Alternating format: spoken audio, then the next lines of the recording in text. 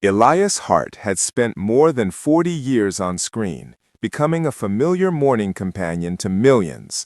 People trusted him, they admired him, they felt like they knew him. He was the man who could calm a chaotic morning with a single smile and make the world feel a little lighter with one perfectly timed joke. But the truth behind Elias's bright, steady presence was far more fragile than anyone watching at home could imagine. What started as a cheerful celebration of his long career turned into something no one expected. A live segment, a warm reunion, laughter echoing around the studio, until suddenly everything shifted. His longtime wellness specialist, Dr. Rowan Calder, joined the discussion with a tone that made the room fall completely still. Viewers expected a funny story about Elias refusing to stretch or drinking too much coffee. Instead, Dr. Calder revealed something that took everyone by surprise. Elias had been quietly battling a condition that had been wearing his body down far more severely than the world realized.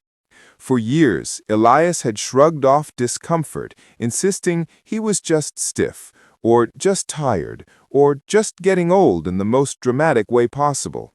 He joked about it, teased himself, even claimed he was a national treasure held together by caffeine and stubbornness. But Dr. Calder explained that behind the jokes, Elias had been facing pain that would have stopped most people in their tracks. Slow, exhausting, unpredictable pain. Pain he refused to acknowledge because he didn't want to disappoint anyone. The studio fell silent. Even Elias, who usually had a comeback ready before anyone finished a sentence, sat still, his eyes softening, his smile fading just slightly. And then viewers saw something they had never seen from him before: vulnerability.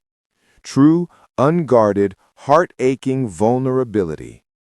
Behind the scenes, those close to him had watched his good days shrink and his tough days multiply. Some mornings he moved slowly, wincing as he stood. Other days he held on to furniture for balance, insisting he was just dancing, even though there was no music.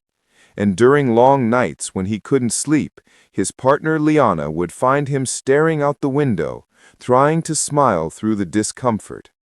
But Liana knew the truth. She saw every quiet struggle, every clenched jaw, every time he whispered, "I'll be fine, love," even when he clearly wasn't.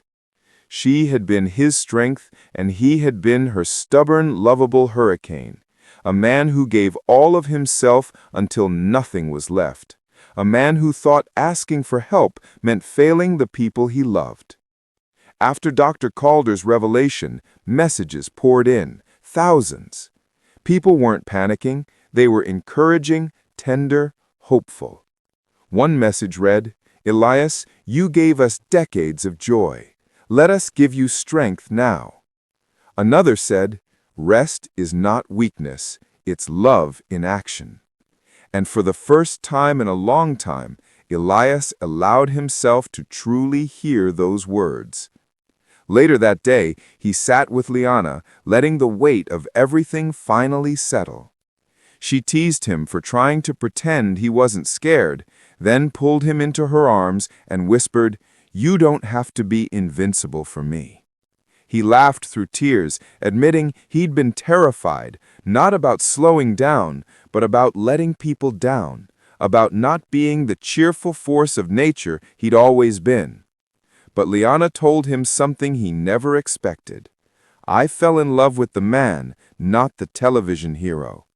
And the man is allowed to rest." In the days that followed, Elias found new determination, not the kind that made him push through the pain, but the kind that made him fight for himself instead of against his body. He began treatment. He accepted support. He allowed tenderness and humor to coexist with fear. He even made a joke at his next appointment. "If I survive this, I'm demanding a loyalty reward card." No one knows exactly what the future holds for Elias Hart. There are questions, uncertainties, and a long road ahead. But one thing is clear.